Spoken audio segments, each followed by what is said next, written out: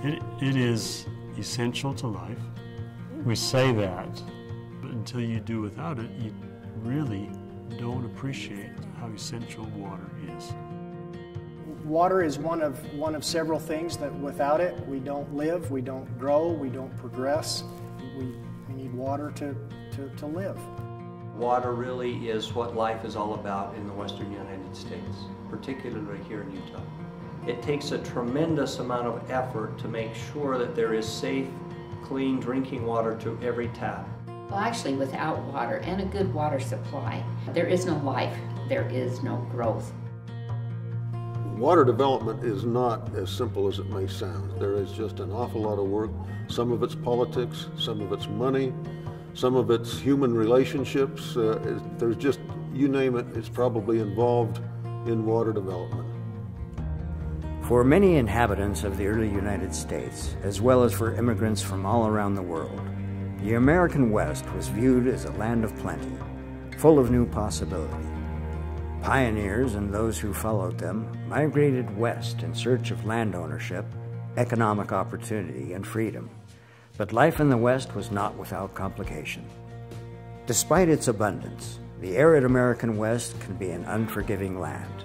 To carve a fruitful existence out of the mountains and deserts, Westerners have had to work together to find innovative ways to access and utilize the resource most necessary to their survival: water. Extracting a reliable water supply from the western region has proven difficult, especially in Utah. According to statewide precipitation averages, Utah is the second driest state in the Union. To further complicate matters, Utah's most significant precipitation arrives as snow in the Wasatch and Uinta Mountains. Left unattended, the state's rivers and streams often flood as the snow quickly melts, and then nearly dry up by late summer before crops can fully mature. When Mormon pioneers arrived in what is present-day Salt Lake City in July of 1847, they found the soil so dry it was impossible to plow. At the exhortation of Brigham Young, their leader, they got to work on irrigation immediately. They would eventually have an elaborate system of ditches and canals. As more and more people settled along the Wasatch Front, it became increasingly difficult to provide an adequate water supply. By the turn of the century, just years after achieving statehood, Utah had nearly reached its water development limits, and the existing water supply had all been spoken for. To better ensure Utah's future growth and to help with the recognition of water rights, the Office of State Engineer was created.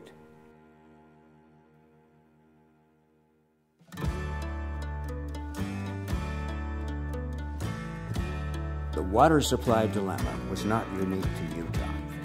Growing population was pushing the limits of locally available water throughout the West.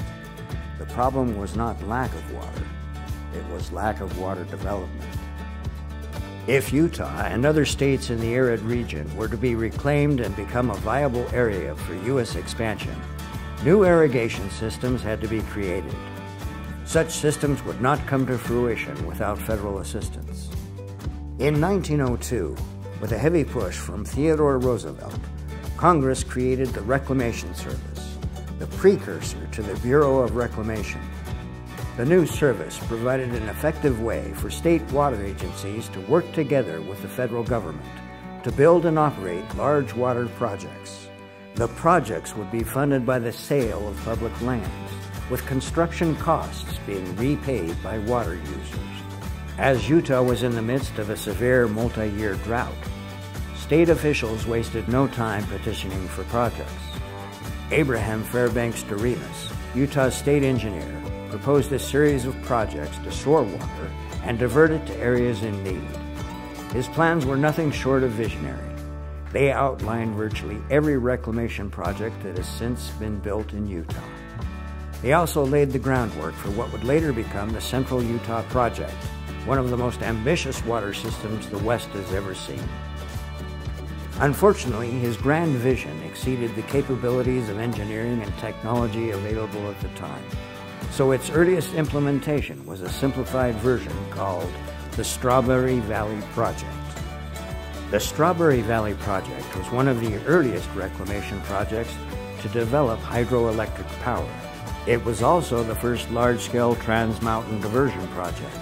The Strawberry Dam, reservoir, and tunnel were built along with other features to divert water from the Colorado River Basin to central Utah. Construction began in 1906 and was completely finished in 1922.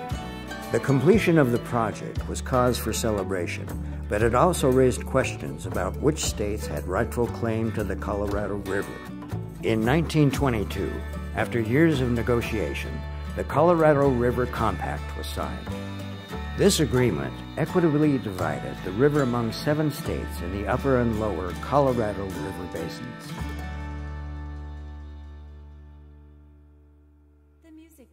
By the mid-1930s, Utah was in the depths of the Great Depression and a severe drought. With no rain on the horizon, the situation was dire. To help alleviate the effects of the drought and provide a water source for the future, President Roosevelt approved Reclamation's Provo River Project. It would provide much-needed irrigation and domestic water to parts of Salt Lake and Utah County. Construction began in 1938 with the building of the Deer Creek Dam and Salt Lake Aqueduct. Sadly, the project's shortcomings were clear even before it was completed. World War II brought industrial and military installations to Utah.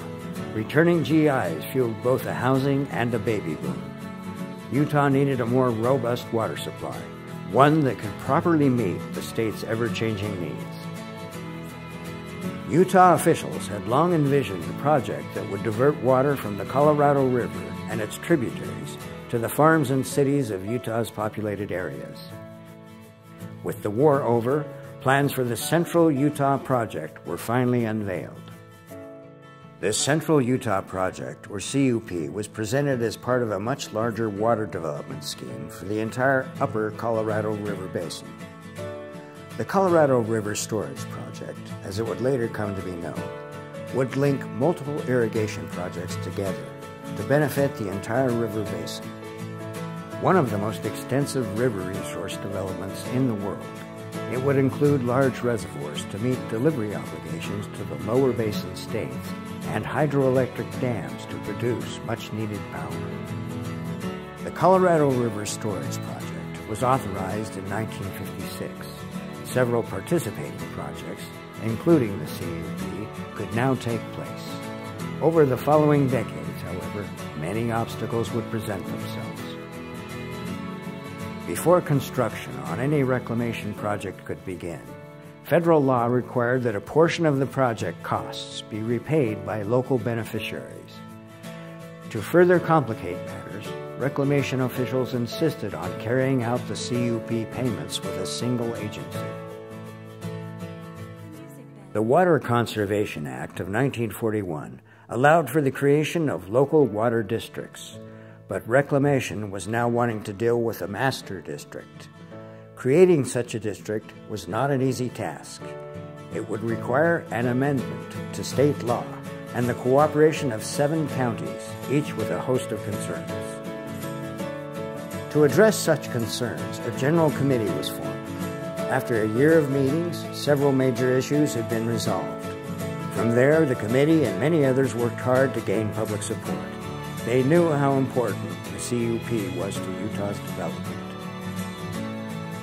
In March of 1964, the Central Utah Water Conservancy District was formed and its 17 directors sworn in.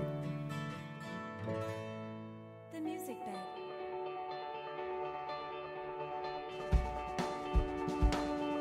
The Central Utah Water Conservancy District, or the district, is the sponsoring agency of the Bonneville unit of the CUP, designed not only to manage repayment, but also charged with overseeing the successful operation of the project. Since its inception, the district has worked tirelessly, together with the Bureau of Reclamation and the Department of the Interior, to drive the CUP closer to completion and safeguard Utah's future water supply. Over the years, they've completed several important projects. The massive nature of the Central Utah project required that it be divided into several units. The largest unit is the Bonneville unit. So we got going on the Bonneville unit. Of course, there's a lot of water rights that are needed to make all of the supplies and many exchanges that are involved. The water rights for the project are very junior, which means all other water rights have to be satisfied before the Central Utah project could divert water. Water rights were obtained on the Duchesne River, the Strawberry River, Strawberry Valley, and other filings were made. The starvation complex allows for water to be delivered downstream in the Duchesne area as if it otherwise would have been, so that water upstream can be collected, brought into Strawberry Reservoir, and then diverted across the divide into the Wasatch Front at times it's necessary. The Strawberry Reservoir was originally constructed to a size of approximately 250,000 acre-feet to provide for an additional delivery of roughly 102,000 acre-feet to the Central Utah project. The reservoir needed to be expanded. So they went downstream, and Bureau of Reclamation designed a new dam, Soldier Creek Dam, downstream of the old Strawberry Reservoir that resulted in a reservoir storage of in excess of 1 million acre-feet. Water comes from the Strawberry Valley area like it always has, but it also comes from this what we call the Strawberry Collection System. The Strawberry Collection System is a series of dams and pipelines and tunnels that start at Upper Stillwater Dam and begins delivering water from there at about a 6.5-foot diameter pipe down 36 miles. It collects water all along the way, and by the time that enters Strawberry Reservoir, which is part of the collection system, we can bring about 600 CFS when it's available into Strawberry Reservoir. We do that so that we can obviously send water down into Utah County, into Utah Lake, so we can exchange that. We replace what we store on the Provo so we can get it up to Jordanelle, so we can supply water from Jordanelle for about 1 million people. The Jordan Aqueduct was constructed to deliver water supply from the Provo River area into Salt Lake Valley. Some of it ends up at the Bluffdale treatment plant that is operated by the Jordan Valley Water Conservancy District County, but it delivers the water supply, the Central Utah water supply, to Salt Lake County.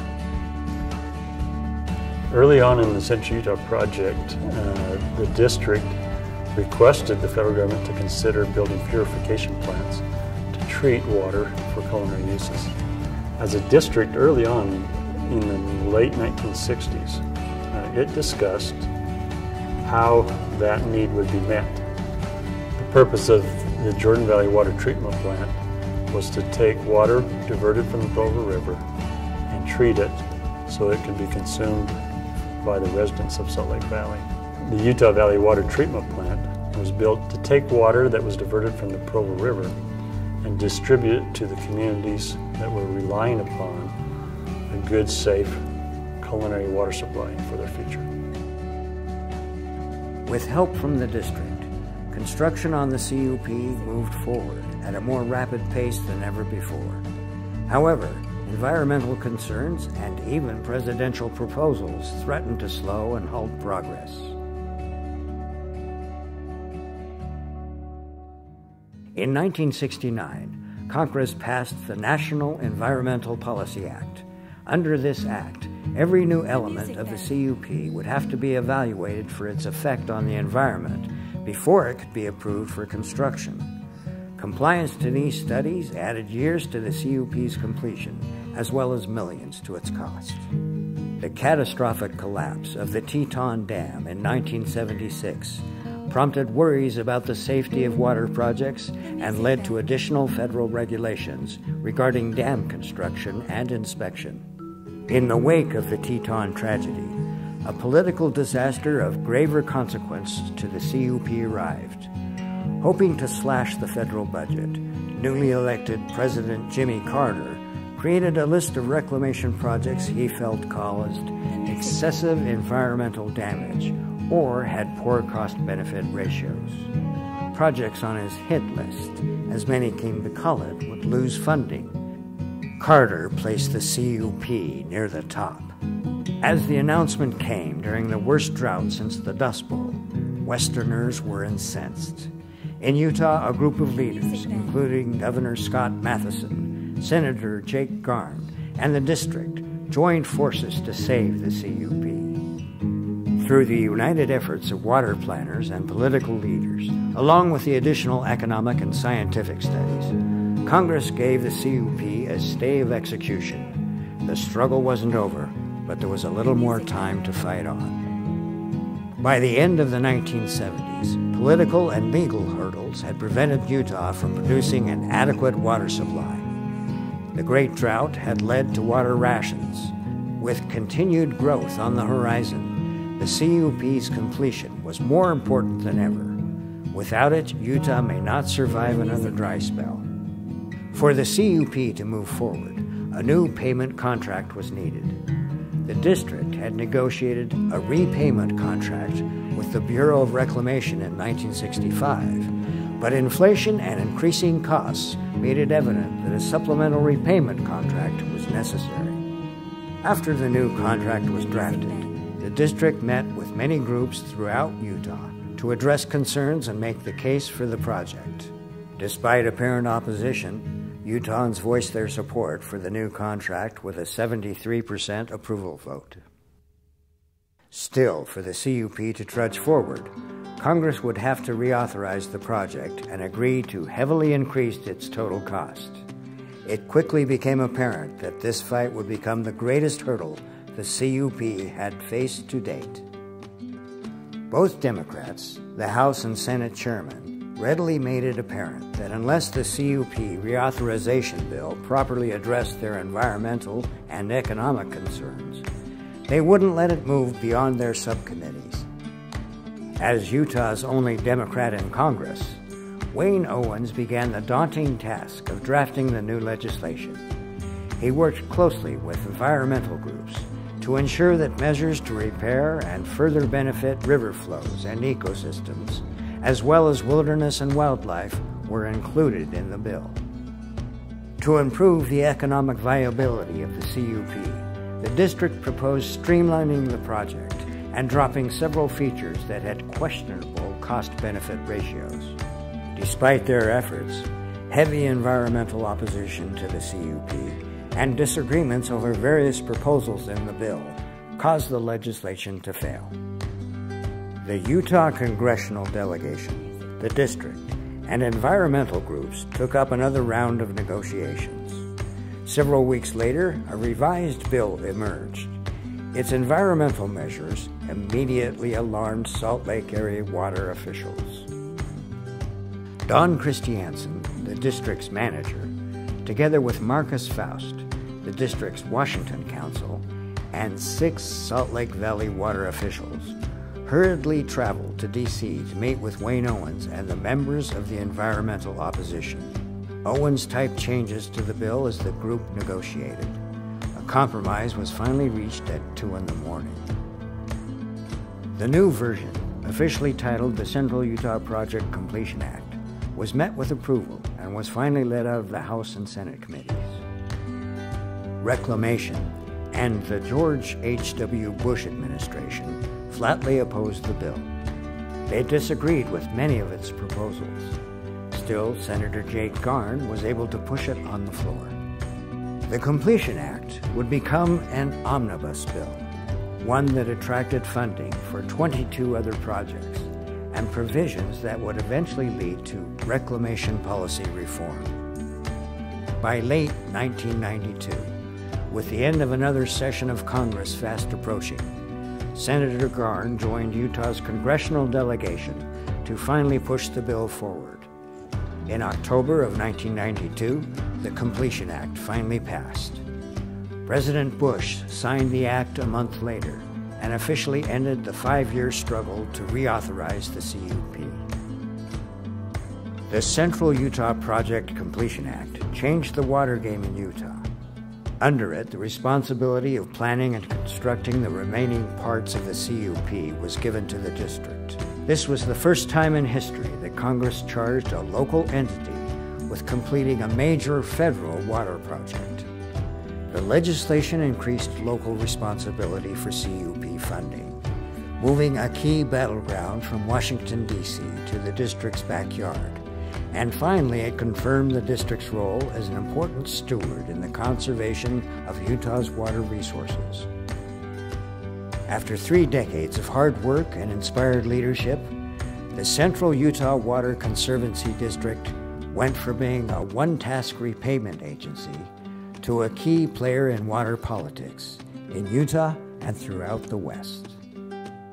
With the district in the CUP's driver's seat, there was only one thing to do: continue making a century-old vision a 21st century reality.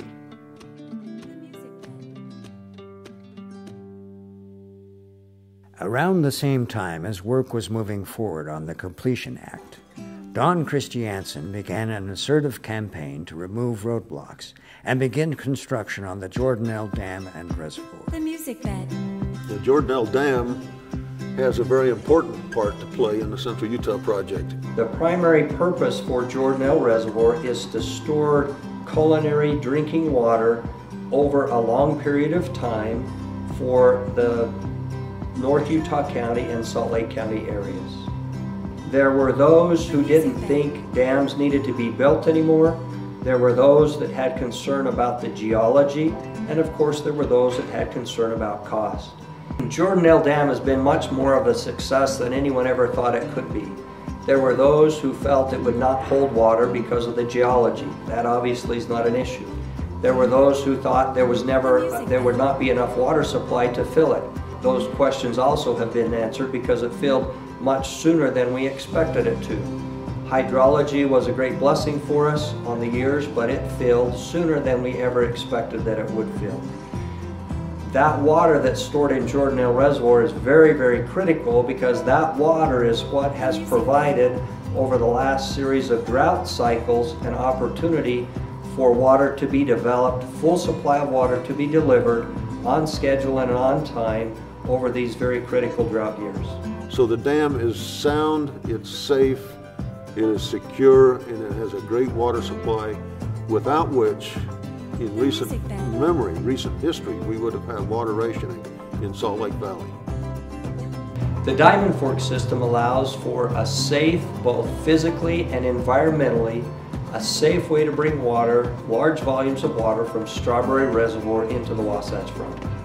Because the district was in charge of completion of the Central Utah project, challenges that came, particularly on Diamond Fork, could be handled very quickly and very nimbly in a way that allowed us to finish the project on schedule to deliver water when it was necessary. Part of the evolution of the project was to build a pipeline that comes from the mouth of Spanish Fork Canyon over to the mouth of Provo Canyon, and actually will, when we complete the contract we have now, allow us to connect directly to the Provo River Aqueduct and deliver water directly into Salt Lake County. The Central Water Project, which is completely owned, operated, and funded by the Central Utah Water District, no federal money, purchased water from the Geneva bankruptcy in the Orem area. When Geneva Steel Plant went down, they had a fair amount of water rights. And I could see that those water rights could be very beneficially used other than at the steel plant now that it was gone. We took the rights that we had purchased from Geneva Steel, which were groundwater rights primarily, and we're combining them with other rights that are in the Provo River surface water that will be treated at the Utah Valley Water Treatment Plant and then combined with groundwater. And therefore we have the opportunity to use both groundwater and treated surface water to meet the needs of our customers. The Central Water Project allows for that Geneva water and other waters from the district to be collected, stored as necessary, and delivered in a pattern that will meet the needs of growth for a number of years in North Utah and southern Salt Lake counties. When we built and designed the Jordanelle Dam, we knew that there was a potential for hydro development there. That's crucial to the district because it takes advantage of a resource, water and pressure, that provides for much of the Heber Valley's power needs. So far our generation has been greater than what we anticipated. We are a green energy producer there. We do not operate that to peak power with or change the flows in the river because of power needs or fluctuating prices. We simply generate water that is otherwise being released for our customers. Instead of losing all that power and energy, there's no emissions from that power plant.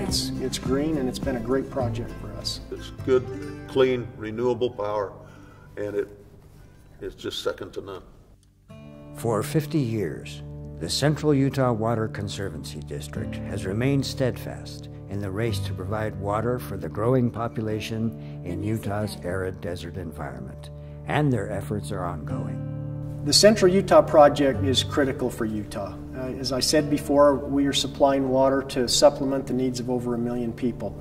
If the Central Utah Project was not here, the district was not here to sponsor that, and we had the support of all the counties and the municipalities and the people that support us, Utah would be a very different place. Had the Central Utah Water Conservancy District and the Central Utah Project not been built, the lifestyle, if the population were the same, would be significantly different. I don't know that the population could be as big as it is without the Central Utah Project, but if the project weren't here, population certainly would be limited and lifestyle would be drastically different. The Central Utah Water Conservancy District has fueled a lot of the economy in Utah, especially in the last 10 years. Not only on just construction projects, but it also has brought a water supply that sustains the livelihood of communities. I know no one likes to hear it, but without the Central Utah Project, we would probably have water rationing, we would probably have restrictions on new building permits, we would have restrictions on green lawns.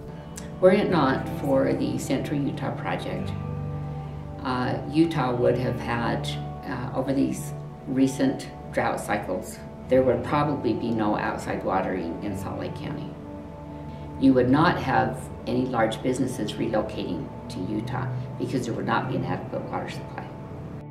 Without the things that the district has done, without the water supply, we would be looking at a vastly different Salt Lake County and Utah County. Many of us may not even be living here. There wouldn't be the water supply, there wouldn't be the development of the housings, and look at the Point of the Mountain area, the development of the industry, mostly a high-tech industry that's happening there around the Point of the Mountain now. All of that's depending upon having people available. When you got to have people available, they got to have a place to live, they've got to have a water supply and the other services that go with it. Without that water supply, they're not going to be. Utah wouldn't be one of the leading states in the nation as far as unemployment being low, with job growth being high, with economic development being probably the model that most states in the nation would like to emulate right now.